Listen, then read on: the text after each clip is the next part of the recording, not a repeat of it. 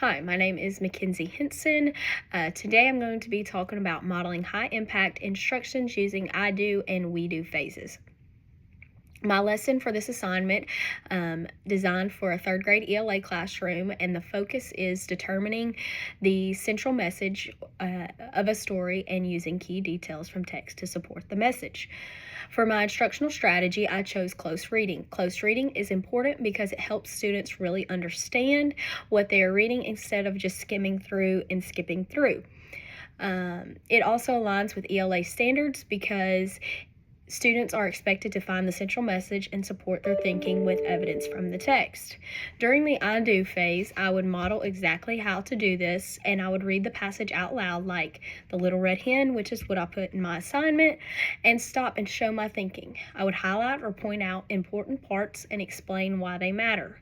For example, I might say, I noticed that the hen is only one doing the work, and the other animals keep saying no.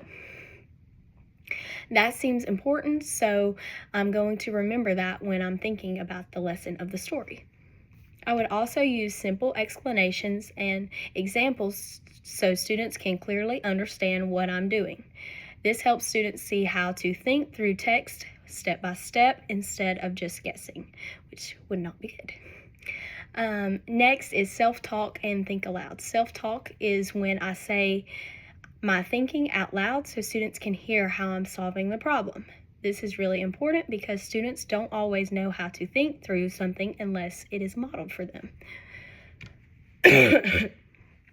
For example, during my think aloud, I might say I'm trying to figure out the central message.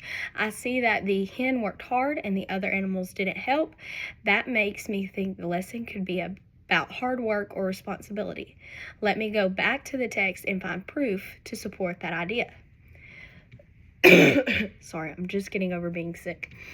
This shows students how to think at a deeper level and how to use evidence instead of just giving random answers. It also models problem solving, which is a higher skill level. For the we do phase, I would have students work together to practice the skill. I would give them a new short passage and have them work with a partner to find the central message. They would talk through their thinking and come up with an answer together as a pair. Then I would have groups share their answers with the class. I would ask questions like, what evidence did you find, or why do you think that is the lesson? This helps students explain their thinking and also hear different ideas from their classmates.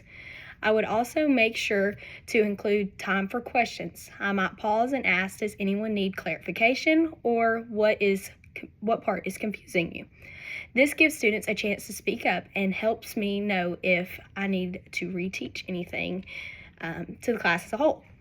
Finally, academic vocabulary is really important in this lesson. Some key words are central messages, key details, and textual evidence.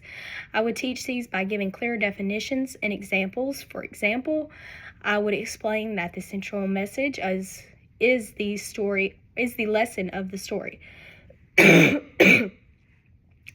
And we could find it together. I would also reinforce these words throughout the lesson by using them often and having students use them in their response. I might also put them on a board so students can refer back to them while we're working. Overall, using the I do and we do phases helps students clearly understand what they are learning and how to do it. Modeling, think alouds, and student interactions all work together to support students' understanding and building confidence. Thank you.